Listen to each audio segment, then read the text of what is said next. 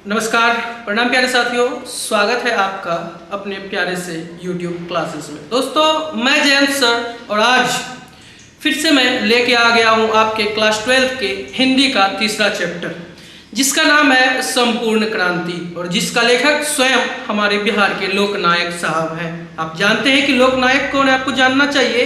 तो वह लोकनायक है जेपी, जो कि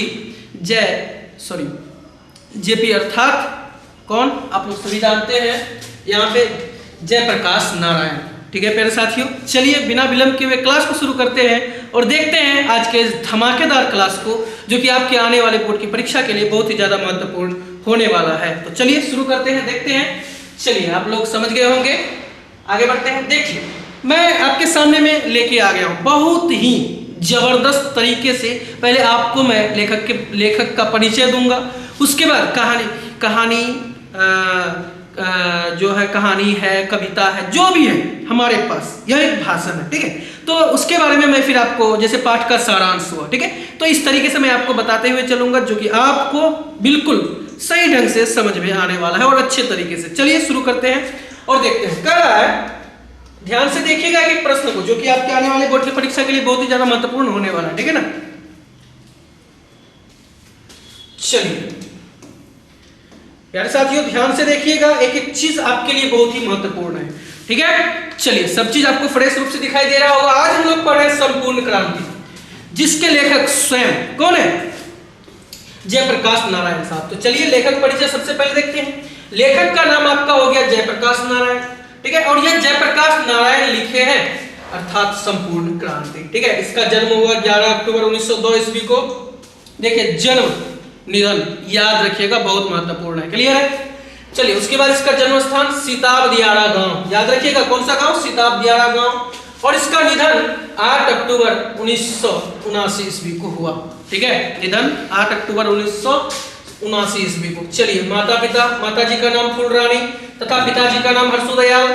याद रखिएगा, माता जी का नाम फूलरानी और पिताजी का नाम हर्षुदयाल, बहुत महत्वपूर्ण है। और राजनीतिक जीवन याद रखिएगा, जो जो महत्वपूर्ण तथ्य है मैं आपके सामने प्रस्तुत किया हूं, आप बिल्कुल ध्यान से देखिएगा और एक एक प्रश्न पे, जब मैं इसके बाद आपको मैं प्रश्न बताऊंगा, वह प्रश्न आपके लिए बहुत ही ज्यादा महत्वपूर्ण है।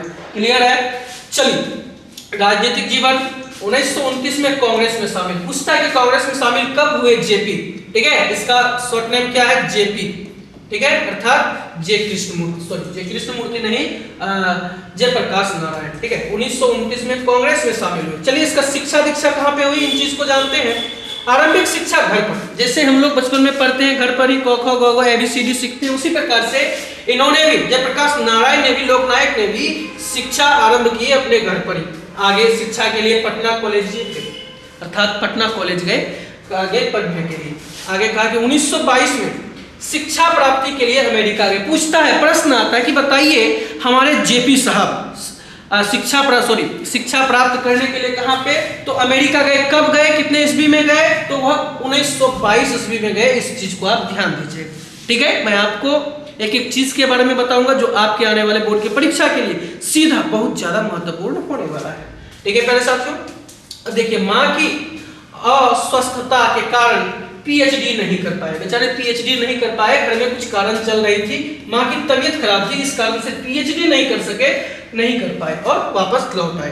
अब कह रहा है कि 1932 ईस्वी में सविनय अवज्ञा आंदोलन के दौरान जेल गए। अब देखिए, इन्होंने जेल का भी चक्कर काटे, लेकिन कब? 1932 ईस्वी को। किस आंदोलन के दौरान? तो सविनय अवज्ञा आंदोलन के दौरान। क्लियर है? चलिए आगे देखिए, जेल से निकलकर कांग्रेस सोशलिस्ट पार्टी का गठन। अब देखिए, प्रश्न पूछेगा कि कांग्रेस सोशलिस्ट पार्टी का गठन किसने किया? तो जयप्रकाश नारायण ने किया। कब किया? तो 1939 ईस्वी में किया। क्लियर है? दो प्रश्न यहाँ से बिल्कुल बहुत ही शानदार तरीके से। आगे कह रहा है, 1943 में पुनः जेल गए, फिर से जेल गए 1943 ईस्वी में, और 1952 में प्रजा सोशलिस्ट पार्टी का गठन किया। फिर पूछेगा कि बताइए, प्रजा सोशलिस्ट पार्टी का गठन कब हुआ? तो 1952 ईस्वी में हुआ। किसने किया?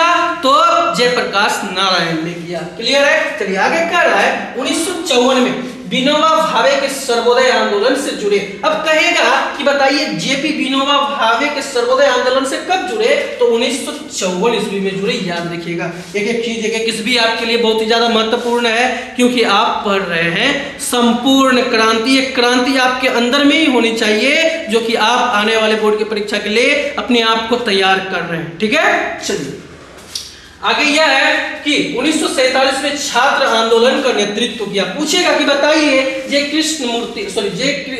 जयप्रकाश नारायण, बार बार मैं जय कृष्ण मूर्ति का नाम ले रहा हूं क्योंकि बहुत फेमस आदमी है, आपको मैं पढ़ाऊंगा आगे इस आपके 12th के हिंदी के बुक में भी उसका एक अध्याय है शिक्षा। ठीक है, बहुत ही अच्छे तरीके से उसमें बताया गया है कि आप छात्र हैं तो आपको क्या करना चाहिए, आपके माता पिता को क्या करना चाहिए, आपका क्या काम होना चाहिए, हर एक चीज। ठीक है, चलिए तो 1947 में छात्र आंदोलन का नेतृत्व किया। किसने किया? तो जयप्रकाश नारायण ने किया। अब देखिए, आपातकाल के दौरान जेल गए, इसके मार्गदर्शन में जनता पार्टी का गठन हुआ। फिर पूछेगा कि बताइए जनता पार्टी का गठन किसके मार्गदर्शन में हुआ? तो जयप्रकाश नारायण के मार्गदर्शन में हुआ। क्लियर है, समझ में आ रहा होगा? बिल्कुल। आगे बढ़ते हैं, आगे देखिए इसकी कृतियां। पूछता है कि रिकंस्ट्रक्शन ऑफ इंडियन पॉलिटी। ठीक है, ये इसकी कृति। अब देखिए इसको सम्मान मिला 1965 में समाज सेवा के लिए मैग्सेसे सम्मान। पूछता है कि मैग्सेसे सम्मान जयप्रकाश नारायण को कब मिला? तो 1965 ईस्वी को मिला। अब याद रखिएगा एक चीज और, 1998 में भारत रत्न मिला था इनको। क्या मिला था? 1998 में भारत रत्न मिला था इसके निधन के बाद। क्लियर है, चलिए आगे बढ़े। देखिए आगे हम लोगों के पास अब क्या है प्यारे साथियों, ये रहा आपका पाठ का सारांश। ठीक है, मैं आपको बताऊंगा शानदार तरीके से देखते हुए चलिएगा। चैनल पर नए हैं तो चैनल को सब्सक्राइब कीजिएगा, साथ ही साथ बेल आइकन प्रेस कीजिएगा ताकि मेरे द्वारा बनाए गए वीडियो का नोटिफिकेशन सबसे पहले आप तक पहुंचे। ठीक है, चलिए पाठ का सारांश क्या कर रहा है ध्यान से देखिएगा, बहुत महत्वपूर्ण है और आपको समझ में भी आएगा। कह रहा है प्रस्तुत पाठ, अर्थात यह जो पाठ है हमारा संपूर्ण क्रांति, यह पाठ प्रस्तुत पाठ में लोकनायक जयप्रकाश नारायण द्वारा दिए गए ऐतिहासिक भाषण का एक अंश है, जिसे उन्होंने 5 जून 1947 को पटना के गांधी मैदान में दिया था। अर्थात हमारे बिहार में, पटना में, बिहार की राजधानी पटना में 5 जून 1947 को पटना के गांधी मैदान में दिया था यह भाषण। कौन सा भाषण? यह संपूर्ण क्रांति का भाषण। ठीक है, यह पाठ एक ऐतिहासिक भाषण है, याद रखिएगा। कि संपूर्ण भाषण स्वतंत्र पुस्तिका के रूप में जनमुक्ति पटना से प्रकाशित है। भाषण को सुनने के लिए लाखों की संख्या में लोग पूरे प्रदेश से आए थे, जिनमें युवाओं का बोलबाला था। नारायण जी कहते हैं कि अगर दिनकर जी और राम वृक्ष बेनीपुरी जी होते तो उनकी कविता भारत के नवनिर्माण के लिए क्रांति का कार्य करती, लेकिन वो आज हमारे बीच नहीं है। ठीक है, लेकिन जब वो रहते, आप बिल्कुल जानते हैं रामधारी सिंह दिनकर को, उनके एक एक कविता में ऐसी जान होती थी कि मानो सच ही में यह कार्य पूर्ण हो ही जाता। ठीक है, तो ऐसी जान। जयप्रकाश नारायण जी कहते हैं कि ये जिम्मेवारी मैंने मांग के नहीं लिया, मुझे ये जिम्मेवारी युवा पीढ़ी द्वारा सौंपी गई है। यह खुद से इनका कुछ नहीं था, जो कि युवा पीढ़ी थे, जो विद्यार्थी थे, उन्होंने उनको दिया कि आप इसका नेतृत्व करें। वह कहते हैं कि मैं नाम का नेता नहीं बनूंगा, मैं सबकी बात सुनूंगा, लेकिन अंतिम फैसला मेरा होगा। ठीक है, आप बोलिए मैं सुनूंगा, ठीक है, लेकिन फैसला मेरा होगा, आप कुछ नहीं कर सकते इसमें। ऐसा जयप्रकाश नारायण कहते हैं। लेखक ने अपने परिवार की गरीबी के बावजूद अमेरिका में अपने बलबूते पर पढ़ाई की तथा वापस आकर कांग्रेस में शामिल हो गए। प्यारे साथियों, हम लोगों के पास थोड़ा सा भी कष्ट आता है, पीड़ा होता है हम लोगों को, तो हम लोग उस चीज को छोड़ देते। नहीं, छोड़ना नहीं है। जो मेरे लिए है, जो मेरे लिए अच्छा है, उसके लिए मैं डट के काम करूंगा। ठीक है, कभी हार नहीं मानना है। ठीक है, आप यहाँ पे देखिए इस पंक्ति में एक बहुत ही जबरदस्त मोटिवेशनल लाइन है कि लेखक ने अर्थात जयप्रकाश नारायण ने क्या कहा कि अपने परिवार की गरीबी के बावजूद अमेरिका से सोचिए विदेश में रह करके अपने बलबूते पर खुद से कमाए, खुद से खाए, क्या क्या नहीं किए वहां पे जाके। बहुत सारा काम, होटल में रहे, उसके बाद जो है सेफ का काम किए, बहुत सारी चीजें, बलबूते पर पढ़ाई की तथा वापस आकर कांग्रेस में शामिल हो गए। अब देखिए कितने बड़े हस्ती रहे होंगे जो आज हम लोग इसके बारे में पढ़ रहे हैं। ठीक है, चलिए आगे यह कह रहा है जयप्रकाश बाबू से मिलने बहुत सारे नेता आए और सबने एक तरफ उन्हें लोकतंत्र की शिक्षा दी तो दूसरी तरफ लोगों के जुलूस को रोका गया। लेखक कहते हैं कि ऐसे लोगों को शर्म नहीं आती जो एक तरफ लोकतंत्र की बातें करते हैं तो दूसरी तरफ लोकतंत्र को अपने पैरों से कुचलते हैं। ठीक है, बहुत ही अच्छे इंसान थे। आगे बढ़ते हैं, चलिए आगे यह कह रहा है कि लेखक के कुछ मित्र उनका और इंदिरा जी का मेल मिलाप करवाना चाहते थे। किनके साथ? इंदिरा गांधी के साथ। आगे कह रहा है, लेखक कहते हैं कि मेरा इंदिरा जी से व्यक्तिगत झगड़ा नहीं बल्कि उसकी गलत नीतियों से मेरा झगड़ा है। लेखक ने कई बार बापू और नेहरू जी की भी आलोचना की। लेखक कहते हैं कि आज राजनीति में भ्रष्टाचार बढ़ा है जिसका प्रमुख कारण चुनावों का खर्चा है। आज के लोकतंत्र में जनता को इतनी ही अधिकार है कि वह चुनाव करे, परंतु चुनाव के बाद अपने ही प्रतिनिधियों पर जनता का कोई अंकुश नहीं होता है।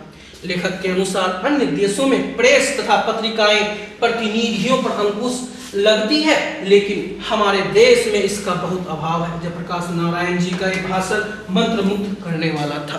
यह आपका संपूर्ण क्रांति, इसका जो सारांश है आपको बहुत अच्छा लगा होगा। इसके साथ साथ अब मैं आगे बढ़ूंगा और आपको आज का वस्तुनिष्ठ प्रश्न बताने वाला हूं। चलिए आगे देखिए, पहला प्रश्न ये रहा। एक एक प्रश्न को पढ़िएगा और साथ ही साथ विकल्प, चारों विकल्प को आप बहुत ही धैर्य के साथ देखिएगा। उसके बाद आप चुनने का प्रयास कीजिएगा कि मेरा सही उत्तर क्या होने वाला है। ठीक है, तो ये रहा आपके सामने पहला प्रश्न। प्रश्न यह है कि जयप्रकाश नारायण रचित पाठ का नाम है, बताइए। देखिए 2013 में क्वेश्चन पूछा है, 2019, 2021। क्लियर है? चलिए आगे कह रहा है कि जयप्रकाश नारायण रचित पाठ है कामायनी, साकेत, उर्वशी, संपूर्ण क्रांति। अभी हम लोग क्या पढ़ रहे हैं? संपूर्ण क्रांति पढ़ रहे हैं। किसने लिखे हैं? तो जयप्रकाश नारायण जी ने लिखे हैं संपूर्ण क्रांति। प्यारे साथियों, समझ में आ रहा होगा। चलिए आगे बढ़ते हैं, देखते हैं अगला प्रश्न क्या है हम लोगों के पास। चलिए दूसरा प्रश्न ये रहा, आपके स्क्रीन पे देख पा रहे हैं, समझ पा रहे हैं, और देखिए उत्तर भी दीजिएगा। प्रश्न यह है कि जयप्रकाश नारायण के बचपन का नाम क्या था? प्रश्न 2020 में पूछा हुआ है। देखिए प्यारे साथियों, जयप्रकाश नारायण के बचपन का नाम था बाउल। क्या नाम था? बाउल नाम था, और पुकार का नाम भी यही था, बाउली। ठीक है, चलिए देखते हैं अगला प्रश्न क्या है हम लोगों के पास। प्यारे साथियों, अगला प्रश्न है कि जयप्रकाश नारायण ने छात्र आंदोलन का नेतृत्व किया।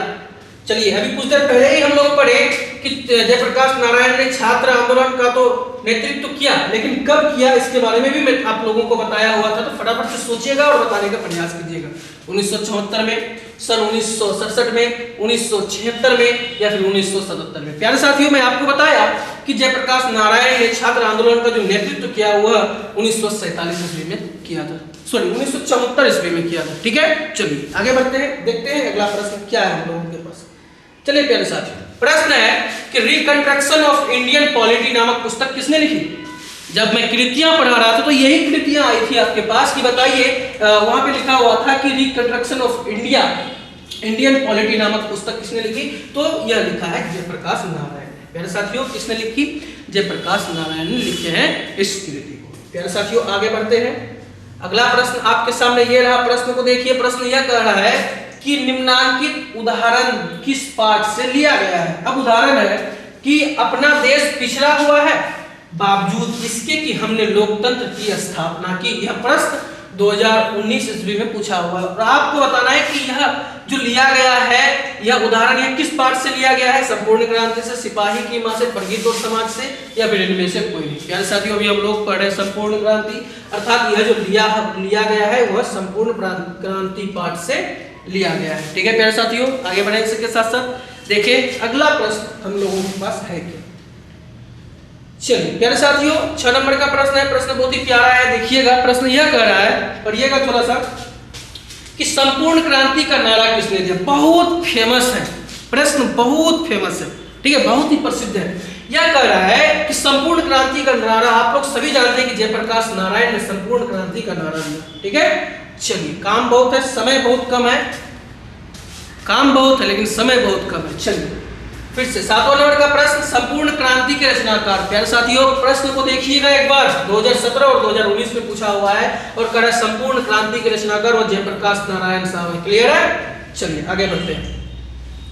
प्रश्न यह कह रहा है कि जयप्रकाश नारायण मार्क्सवादी कब बने? प्यारे साथियों, 1924 ईस्वी में जयप्रकाश नारायण मार्क्सवादी बने थे। प्रश्न है 2022 में पूछा हुआ है, लेकिन इसका सही उत्तर होगा ग नंबर का विकल्प, जो कि आपका 1924 ईस्वी दिया हुआ है, यही आपका सही विकल्प होगा। चलिए आगे बढ़ते हैं। चलिए 9 नंबर का प्रश्न है। प्रश्न यह कह रहा है कि जयप्रकाश नारायण का पुकार का नाम क्या था?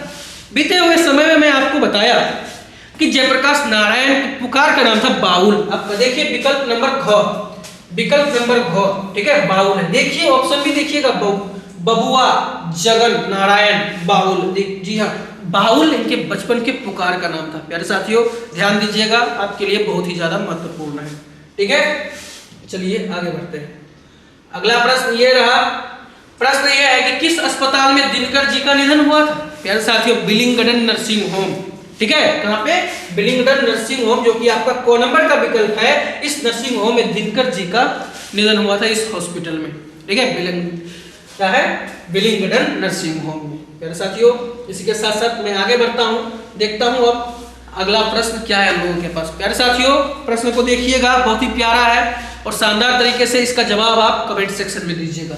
कह रहा है कि जब जयप्रकाश नारायण मद्रास में रुके थे तब उनसे कौन मिलने आए थे? प्यारे साथियों जब वह मद्रास में रुके थे वेल्लोर जाने के लिए, तब उनसे जो मिलने आए थे वह दिनकर जी और गंगा बाबू मिलने आए थे। इस चीज को आप ध्यान दीजिएगा। क्लियर है? कौन मिलने आए थे?